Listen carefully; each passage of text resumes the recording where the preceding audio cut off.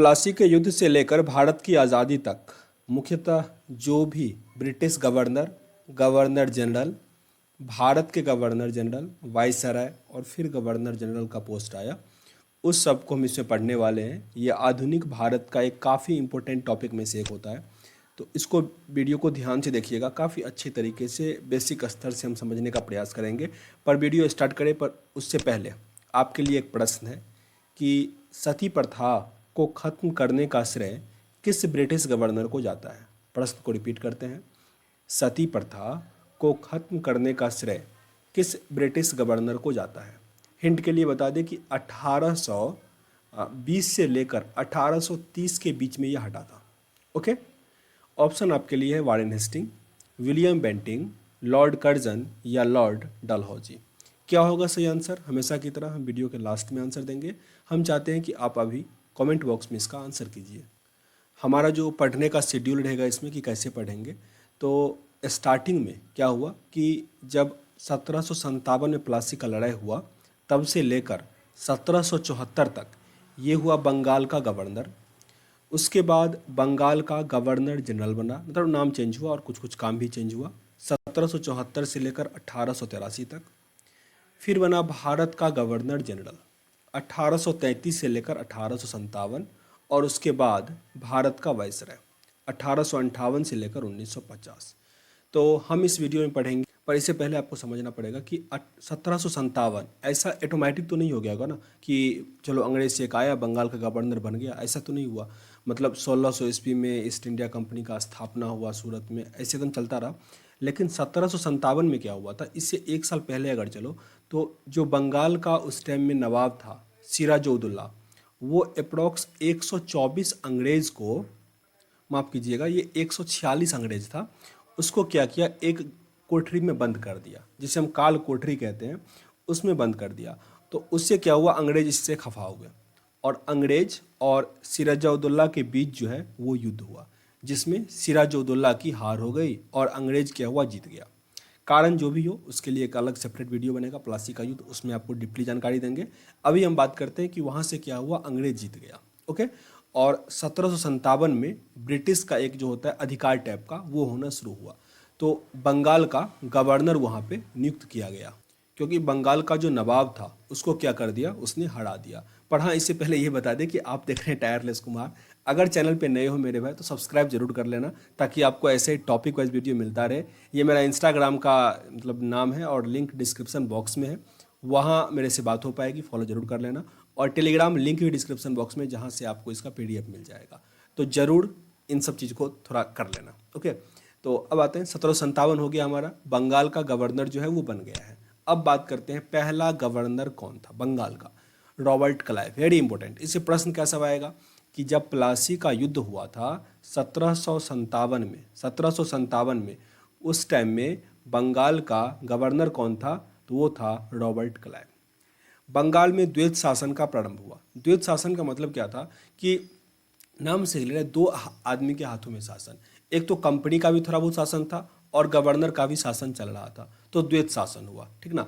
तो ये द्वैत शासन किसके टाइम में हुआ, रॉबर्ट क्लाइव के टाइम में। साथ ही इलाहाबाद की प्रथम और द्वितीय संधि जो हुआ ये भी क्लाइव के टाइम में ही हुआ। अच्छा, इलाहाबाद की संधि क्यों हुआ?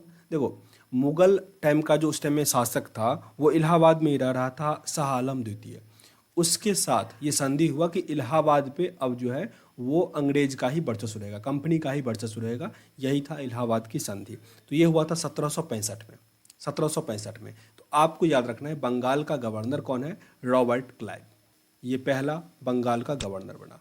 उसके बाद आते हैं हेनरी विंसी टार्ट। अच्छा, एक चीज़ और, हो सकता है आप लोगों को लगे कि इतना छोटा छोटा कैसे कंप्लीट हो रहा है। देखो, अगर मैं वीडियो बनाऊं या कहीं मिलेगा आपको तो रॉबर्ट क्लाइव का एक पूरा वीडियो बन सकता है करीब 30 से 35 मिनट का, क्योंकि भाई इतना इतना लंबा साल तक, 5 साल यहाँ, 2 साल यहाँ रहा, 7 साल रहा था, तो पूरा अच्छा से लिख सकते हो आप। लेकिन एग्जाम में जो मेनली पूछा जाता है हम वहाँ पे ये कवर कर रहे हैं, तो इसीलिए जो इंपॉर्टेंट जानकारी है बस हम इसमें वही कंप्लीट कर रहे हैं। फिर आता है हेनरी वेंसी टार्ट, 1760 से लेकर 1764 तक। इसमें एक ही इंपॉर्टेंट फैक्ट आपको याद रखना है कि बक्सर का युद्ध हुआ था। Very very important. बक्सर का युद्ध कब हुआ था? 1764 में हुआ था। उस टाइम बंगाल का गवर्नर कौन था? Henry Vansittart. याद एक ही समझना होगा आपको। देखो, स्टार्टिंग में जैसे हमने कहा कि सिराजउद्दौला इसको पराजित किया। उसके बाद अंग्रेज जो थे वो बंगाल का नवाब किसको नियुक्त कर दिया, मीर जाफ़र को, क्योंकि मीर जाफ़र जो था वो अंग्रेज का साथ दिया था और इस कारण सिराजुद्दौला हार भी गया था मेनली। फिर जो मीर कासिम को बनाया गया, मतलब जो मीर जाफ़र था उसको हटा करके फिर मीर कासिम को बंगाल का नवाब बनाया गया। तो मीर कासिम और अंग्रेज के बीच क्या हुआ, थोड़ा एक मतभेद टाइप का हो गया। तो ये दोनों भी था। और फिर अवध का नवाब शुजा उदौला और मतलब ये मुग़ल का नवाब जो शाह आलम था उस टाइम में, इस चारों के बीच युद्ध हुआ। फिर से रिपीट करते हैं, बक्सर के युद्ध में कौन कौन सा था, तो एक तरफ तो अंग्रेज था, फिर मीर कासिम था, उसके बाद अवध का नवाब शुजा उदौला था और फिर मुग़ल का जो शाह आलम था वो था। तो ये चार लोगों का बीच आपस में युद्ध था जिसमें अंग्रेज जीत गया। ओके, यही था बक्सर का युद्ध। इसमें कौन था, हेनरी वेंसीटार्ट। उसके बाद आता है हेनरी वेरेलास्ट। हेनरी वेरेलास्ट 1767 से लेकर 89 तक ये द्वैध शासन के समय बंगाल का गवर्नर था। ये सब बहुत अधिक इंपॉर्टेंट शासक नहीं थे, ठीक ना, बस आपको याद रखना है कि इसका टेन्योर, ताकि आप रैंडमली पूछ दे कि इस टाइम में कौन था, 1767 या 68 के टाइम में कौन था, तो आप हेनरी वेरेलास्ट पे टिक कर सकते हो। अब आता है जॉन कार्टियर। जॉन कार्टियर 1769 से लेकर 72 तक, इसके टाइम में हुआ प्रथम आंग्ल युद्ध, जो कि काफ़ी इंपॉर्टेंट है। और जब ये युद्ध हो गया तो एक हुआ था मद्रास की संधि। मद्रास की संधि ये भी हुआ था 1769 में ही। तो उस टाइम में गवर्नर कौन था, John Cartier. Very very important, प्रथम आंग्ल युद्ध और मद्रास की संधि, ये इसके टाइम में कौन था, जॉन कार्टियर। उसके बाद आते हैं very very important Warren Hasting पे। वारेन हेस्टिंग जो कि 1772 से लेकर 74 तक रहा। याद रखिएगा, ये अंतिम बंगाल का गवर्नर था, साथ ही प्रथम गवर्नर जनरल हुआ। रिपीट करता हूँ, जो इधर से लास्ट होगा इस साइड से क्या हो गया, ये प्रथम पे आ गया, तो यही हुआ, नाम यहाँ पे चेंज हुआ। तो बंगाल का गवर्नर में बंगाल का अंतिम गवर्नर कौन था, वारेन हेस्टिंग। बंगाल में द्वैध शासन को इसने समाप्त किया, काफ़ी इंपॉर्टेंट है। बंगाल में द्वैध शासन को समाप्त किसने किया, वारेन हेस्टिंग ने। साथ ही इसने प्रथम मदरसा का भी स्थापना किया। प्रथम मदरसा का स्थापना किसने करवाया, वारेन हेस्टिंग।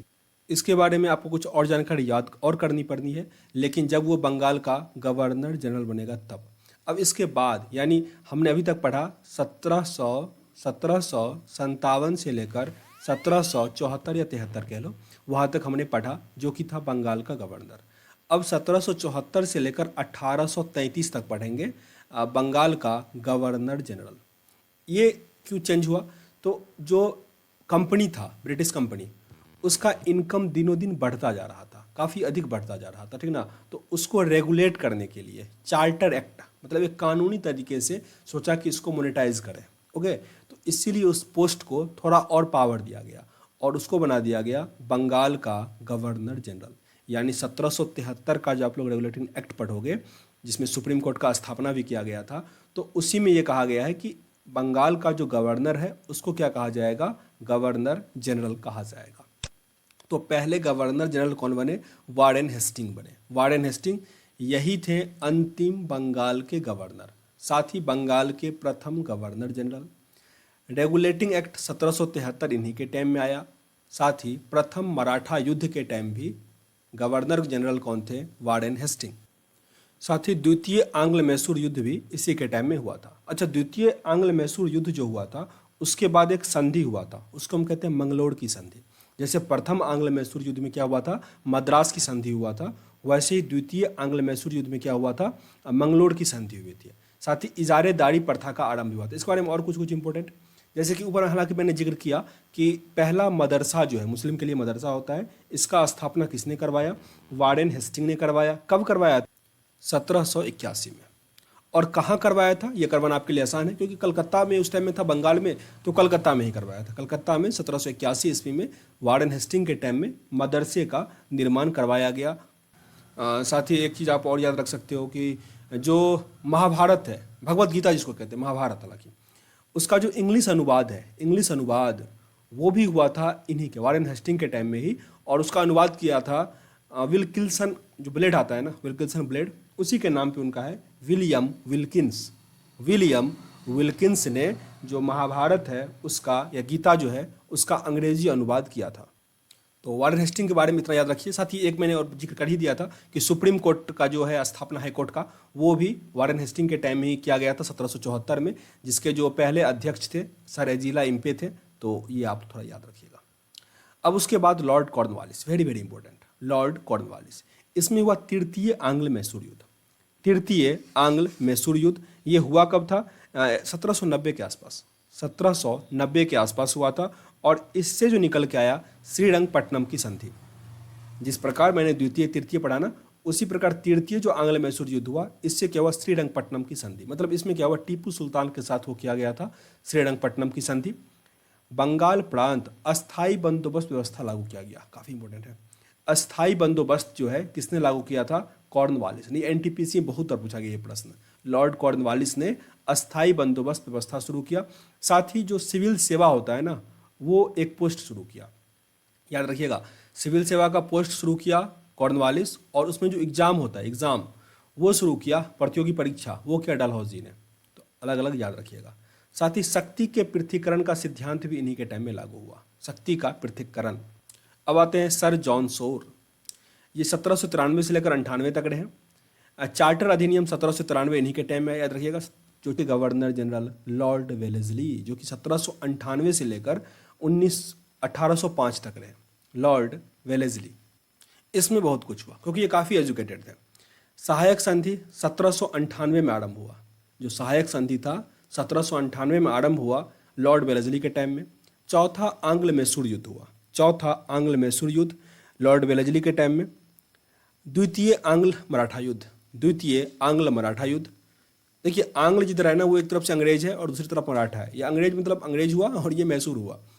1799 में प्रेस पर सेंसर लगा दिया, यूँ कह सकते हैं कि प्रेस पर प्रतिबंध लगा दिया गया, प्रेस पर प्रतिबंध लगा दिया गया। यहाँ से एक प्रश्न और आ सकता है कि भारत का जो पहला जो दैनिक पत्र था, जिसको हम कहते हैं बंगाल गजट, बंगाल गजट, वो किसके टाइम में रिलीज हुआ था? वारेन हेस्टिंग के टाइम में हुआ था। वारेन हेस्टिंग 1780 में हुआ था वो।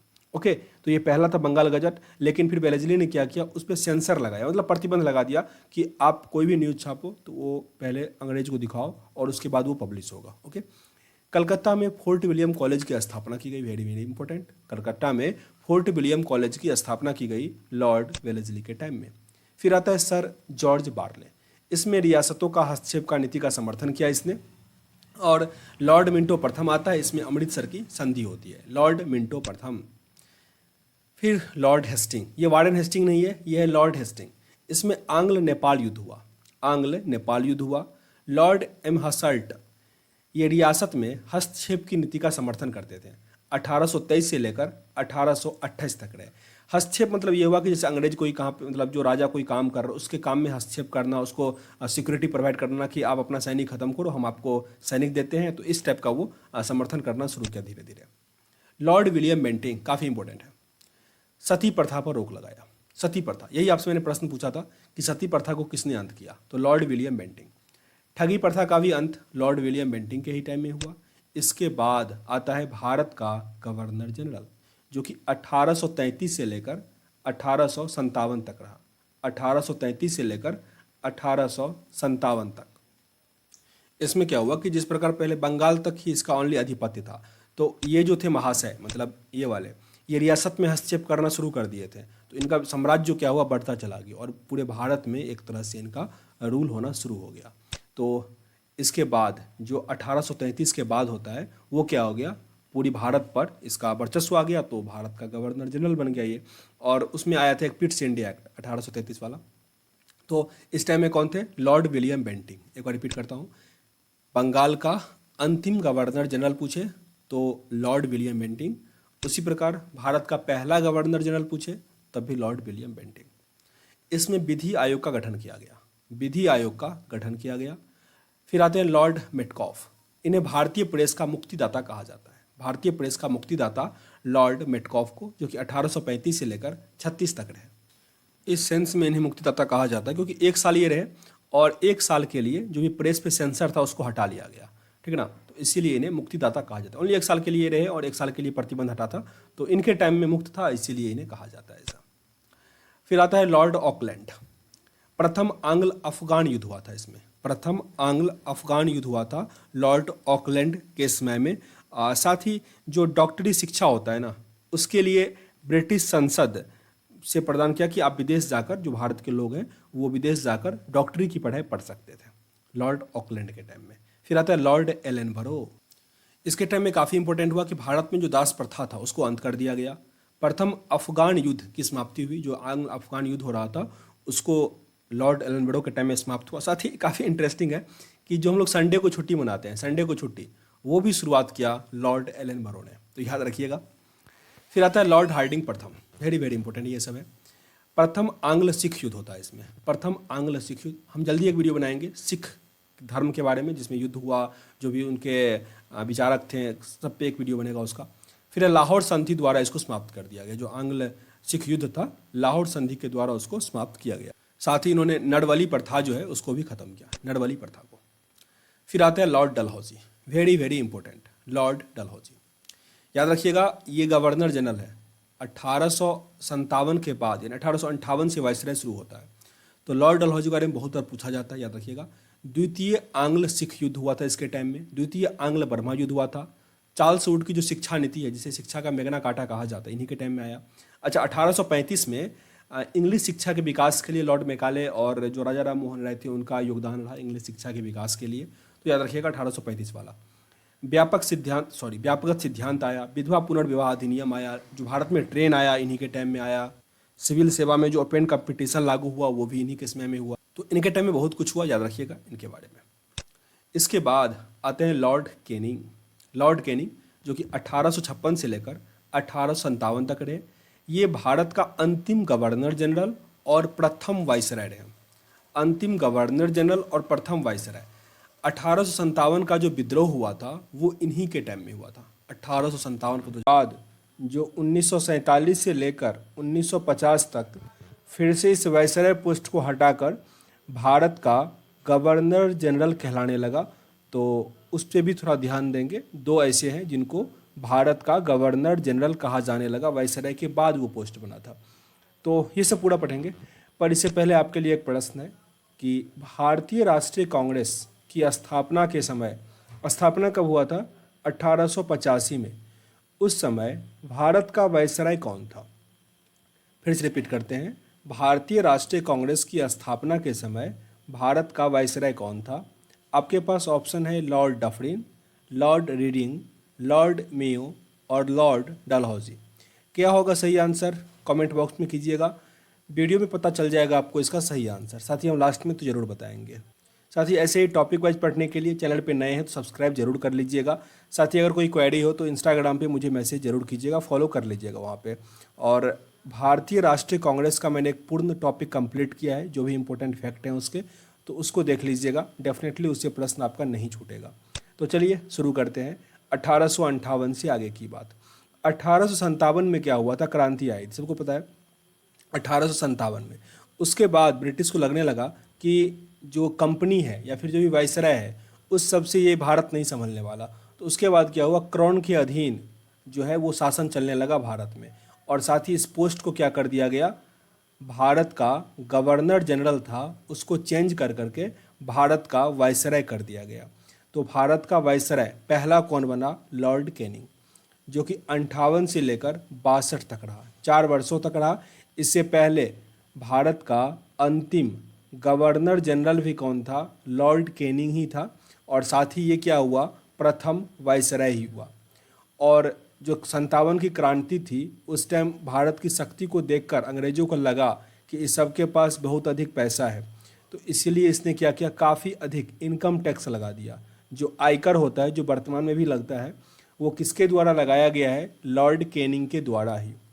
लॉर्ड कैनिंग के बाद यानी 1862 में आता है लॉर्ड एल्विन प्रथम, लॉर्ड एल्विन प्रथम, जो कि ओनली 1 वर्षों तक रहा।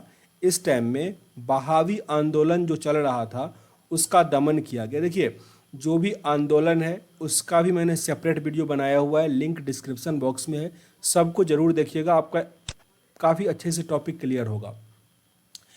फिर 64 में आया लॉर्ड जॉन लॉरेंस, प्रथम अकाल आयोग जो हुआ था उसका गठन किया गया था। अकाल आयोग मतलब उसमें जो राहत दी जा रही है उसको सही से पहुंचाया जा रहा है या नहीं जा रहा है, तो इसीलिए प्रथम अकाल आयोग का गठन कब किया गया था? लॉर्ड जॉन लॉरेंस के टाइम में 1864 से लेकर 69 तक रहा था। फिर आता है लॉर्ड मियो। आपको नाम एक लाइन से याद करना है, लॉर्ड मियो, वेरी वेरी इंपॉर्टेंट। 1869 से लेकर 72 तक आर्थिक विकेंद्रीकरण की नीति की शुरुआत की। कई बार ये प्रश्न आता है कि कौन सा ऐसा वायसराय था जिसके टाइम में आर्थिक विकेंद्रीकरण नीति की शुरुआत हुई थी, तो वो था लॉर्ड मियो। साथ ही भारत में प्रथम जनगणना 1872 में हुआ था, ये भी लॉर्ड मियो के टाइम में ही हुआ था। याद रखिएगा, ये भारत का प्रथम जनगणना है। अगर यही प्रश्न आए कि भारत का नियमित जनगणना कब हुआ था, तो ये हम आगे पढ़ेंगे। 1881 में हुआ था लॉर्ड रिपन के टाइम में नियमित जनगणना। अभी हम क्या पढ़ रहे हैं? ओनली जनगणना। तो ये हुआ था 1872 में लॉर्ड मेयो के टाइम में। फिर कृषि विभाग का गठन किया गया और सांख्यिकी सर्वेक्षण विभाग जो स्टैटिस्टिकल डिपार्टमेंट जो देखते हैं उसकी भी स्थापना लॉर्ड मियो के टाइम में हुआ था। रिपीट कर लेते हैं, आर्थिक विकेंद्रीकरण, प्रथम जनगणना, कृषि विभाग की स्थापना, साथ ही सांख्यिकी सर्वेक्षण विभाग की स्थापना लॉर्ड मियो के टाइम में किया गया था। फिर आता है लॉर्ड नॉर्थ ब्रुक। ये ओनली 4 साल तक रहे थे। इसके टाइम में जो कूका आंदोलन चल रहा था उसका दमन किया गया था। कूका आंदोलन कहाँ चल रहा था? ये पंजाब में चल रहा था। पंजाब में कूका आंदोलन। कूका आंदोलन को सिखों का आंदोलन भी कहा जाता था, तो आसानी से आप टिक कर सकते हो। फिर आता है लॉर्ड लिट्टन। ये दिख रहा है लाल कपड़े में, लिट्टन है ये। इसमें द्वितीय अकाल आयोग का गठन किया गया। दिल्ली दरबार का स्थापना किया गया प्रथम बार। वर्नियर कूलर जो प्रेस एक्ट हुआ उसको पारित किया गया था, प्रेस पर मतलब थोड़ा और हार्ड नियम बनाने के लिए। द्वितीय आंग्ल अफगान युद्ध हुआ था। क्या आप कमेंट बॉक्स में बता सकते हो द्वितीय आंग्ल अफगान युद्ध जो है वो किसके बीच हुआ? देखो, आंग्ल ये हो गया अंग्रेज, अफगान मतलब कोई अफगान का शासक होगा, ये तो क्लियर ही है।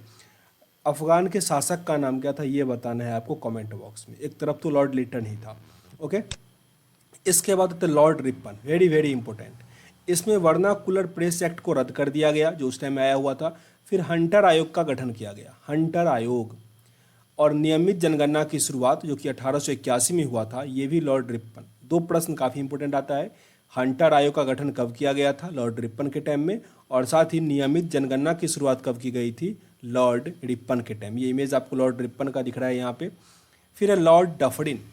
ये आंग्ल बर्मा युद्ध हुआ था तीसरे नंबर का, तीसरा आंग्ल बर्मा युद्ध हुआ था। और साथ ही भारतीय राष्ट्रीय कांग्रेस की स्थापना की गई थी। जो प्रश्न आपसे पूछा जा रहा था कि 1885 में जो कांग्रेस का स्थापना हुआ था उस टाइम वायसराय कौन थे? तो वो थे Lord Dufferin, Lord Dufferin. Lord Lansdowne आता है। फिर ये डुरंड आयोग का गठन किया। लॉर्ड एल्गिन द्वितीय, इसमें अकाल जांच के लिए लायन आयोग का गठन किया गया था। लायन आयोग का गठन किस लिए किया गया था? अकाल की जांच के लिए। Lord Curzon, very very important. ये 1899 से लेकर 1905 तक रहा था। मतलब प्रश्न ये आता है कि बंगाल विभाजन के समय में जो भारत का वायसराय था वो कौन था? वो था लॉर्ड कर्जन, लॉर्ड कर्जन। इसी टाइम में तृतीय अकाल आयोग का गठन किया गया था। फिर आता है लॉर्ड मिंटो द्वितीय। इसमें मार्लो मिंटो सुधार आया था जो कि काफ़ी इंपॉर्टेंट है। मुस्लिम लीग की स्थापना की गई थी 1906 ईस्वी में। आपको बताना है मुस्लिम लीग का स्थापना किनके द्वारा किया गया था, वेरी वेरी इंपॉर्टेंट है। भारतीय परिषद अधिनियम जो 1909 में आया था, इस टाइम भी वायसराय कौन थे? Lord Minto. आपको टेन्योर याद रखोगे तो काफ़ी चीज़ आपको याद रह जाएगा। ये 1905 से लेकर 1910 तक रहे थे। और साथ ही कांग्रेस का जो विभाजन हुआ था गरम दल और नरम दल में, वो भी मिंटो के टाइम में ही हुआ था। तो काफ़ी इंपॉर्टेंट है, फिर से रिपीट कर लेते हैं इसको। लॉर्ड मिंटो द्वितीय के टाइम में क्या सब हुआ था? मुस्लिम लीग की स्थापना, मार्ले मिंटो सुधार, भारतीय परिषद अधिनियम 1909 में, और साथ ही कांग्रेस का विभाजन हुआ था। फिर आता है लॉर्ड हार्डिंग द्वितीय। इसमें हुआ कि बंगाल विभाजन जो 1905 में हो रहा था उसको रद्द कर दिया गया। और साथ ही प्रथम विश्व युद्ध जो 1914 में चल रहा था, तो उस टाइम में कौन था? लॉर्ड हार्डिंग द्वितीय। प्रश्न ऐसे आएगा कि प्रथम विश्व युद्ध के समय भारत का वायसराय कौन था? तो लॉर्ड हार्डिंग द्वितीय था, याद रखिएगा। फिर आता है Lord Chelmsford, very very important. 1916 से लेकर 21 तक रहा था। लॉर्ड चेम्सफोर्ड, ये आपको इमेज दिख रहा होगा। होम रूल लीग की स्थापना इन्हीं के टाइम में किया गया था। होम रूल लीग की स्थापना, देखो मैं जो भी लिंग है, जो भी आंदोलन है, उसको मैं डीपली नहीं कर रहा, क्योंकि मैं प्रत्येक का सेपरेट वीडियो बना रहा हूँ टॉपिक वाइज, तो इसीलिए आप पूरा देखोगे ना, काफ़ी हेल्प मिलेगा। भारत शासन अधिनियम 1919 आया हुआ था लॉर्ड चेम्सफोर्ड के समय में। साथ ही जलियांवाला बाग हत्याकांड, जलियांवाला बाग हत्याकांड कब हुआ था? लॉर्ड चेम्सफोर्ड के शासन काल में ही हुआ था। प्रांतों में द्वैत शासन को आरंभ किया गया, और साथ ही असहयोग आंदोलन की शुरुआत जो की गई थी वो भी लॉर्ड चेम्सफोर्ड के समय में ही हुआ था। फिर लॉर्ड रीडिंग, काफ़ी इंपॉर्टेंट है, 1921 से लेकर 1926 तक हुआ। ये तो काफ़ी, ये भी पूछ लेगा कि हड़प्पा की खुदाई के समय भारत का वायसराय कौन था, तो लॉर्ड रीडिंग। चौरा चोरी का घटना जो हुआ था उत्तर प्रदेश में 1922 में, लॉर्ड रीडिंग के टाइम में। स्वराज पार्टी की स्थापना 1923 में, वो भी लॉर्ड रीडिंग के टाइम में। काकोरी कांड डकैती हुआ था 1925 में, ये भी लॉर्ड रीडिंग के टाइम में। रिपीट करते हैं, चौरा चोरी घटना, स्वराज पार्टी की स्थापना, काकोरी ट्रेन डकैती, ये सब हुआ था लॉर्ड रीडिंग के टाइम में। फिर है लॉर्ड इरविन, साइमन कमीशन का भारत आना। साइमन कमीशन जो भारत आया था लॉर्ड इरविन के टाइम में ही आया था। पूर्ण स्वराज का प्रस्ताव पारित किया गया। सविनय अवज्ञा आंदोलन आरंभ की गई। प्रथम गोलमेज सम्मेलन जो है वो भी लॉर्ड इरविन के टाइम में ही हुआ था। अच्छा, जो भी गोलमेज सम्मेलन हुआ, 3 गोलमेज सम्मेलन हुए, भीमराव अंबेडकर सभी सम्मेलन में हिस्सा लिए थे, कई बार पूछा गया प्रश्न है। साथ ही गांधी इरविन समझौता भी हुआ था लॉर्ड इरविन के टाइम में। इरविन इरविन, ठीक है ना, गांधी और इरविन के बीच समझौता हुआ था। रिपीट करते हैं इसको, कई सारे प्रश्न से बनते हैं। साइमन कमीशन जो 1928 में आया था, तो वो लॉर्ड इरविन के टाइम में। पूर्ण स्वराज का प्रस्ताव पारित किया गया था 1928-29 में। सविनय अवज्ञा आंदोलन हुआ था। प्रथम गोलमेज सम्मेलन, गांधी इरविन समझौता, सब इरविन के टाइम में। फिर आता है लॉर्ड विलिंगटन, 31 से लेकर 36 तक रहा था। दूसरा और तीसरा गोलमेज सम्मेलन हुआ इसमें। तीसरा तो असफल ही रहा, कोई गया ही नहीं था। अखिल भारतीय किसान सभा की स्थापना 1936 में किया गया था लॉर्ड वेलिंगटन के टाइम में। अब आते हैं लॉर्ड लिनलिथगो। लॉर्ड लिनलिथगो, इसमें पृथक पाकिस्तान की मांग की गई थी कि एक पाकिस्तान अलग हो। क्रिप्स मिशन का स्थापना किया गया था, और साथ ही भारत छोड़ो आंदोलन ये कहा गया था, मतलब स्टार्ट किया गया था 1942 में, भारत छोड़ो आंदोलन। फिर आते हैं लॉर्ड बेबल, इसमें बेबल योजना हुआ, शिमला सम्मेलन हुआ, और भारत को स्वतंत्र करने की घोषणा की गई। वेरी वेरी इंपॉर्टेंट, भारत को स्वतंत्र करने की घोषणा किसके समय में हुआ था? लॉर्ड बेवेल के समय में। अब देखिए, ये जो है यहाँ पे भारत का वाइसरॉय नहीं, अब इसके बाद हो गया भारत का गवर्नर जनरल, ठीक ना, भारत का गवर्नर जनरल हो गया। तो इसीलिए लॉर्ड माउंटबेटन जो है, इन्हें अंतिम ब्रिटिश वाइसरॉय कहा गया, साथ ही स्वतंत्र भारत का प्रथम गवर्नर जनरल कौन हुए? Lord Mountbatten. और जो सी राजगोपालाचार्य हैं, इन्हें स्वतंत्र भारत का प्रथम और अंतिम भारतीय गवर्नर जनरल कहा गया। तो ये प्रश्न काफ़ी इंपॉर्टेंट है। अगर ये प्रश्न आए कि अंतिम ब्रिटिश वाइसरॉय कौन हुआ? Lord Mountbatten. साथ ही स्वतंत्र भारत के प्रथम गवर्नर जनरल कौन हुए? Lord Mountbatten. ओके, और अंतिम और प्रथम भारतीय गवर्नर जनरल तो सी राजगोपालाचारी 1948 से लेकर 1950 तक रहे। काफ़ी इंपॉर्टेंट है, इनका नाम नहीं भूलिएगा। अब आते हैं प्रश्न पे, हालांकि इसका आंसर आपको पता चल गया होगा। सही आंसर क्या हो जाएगा? Lord Dufferin. Lord Dufferin. यहाँ पे सेशन को एंड करते हैं। अगर आपको सेशन पसंद लगा हो, कुछ सीखने का मौका मिला हो, तो ज़रूर लाइक एंड शेयर कीजिएगा। चैनल पे नए हैं, सब्सक्राइब जरूर कर लीजिएगा। मिलते हैं नेक्स्ट वीडियो में, तब तक के लिए जय हिंद।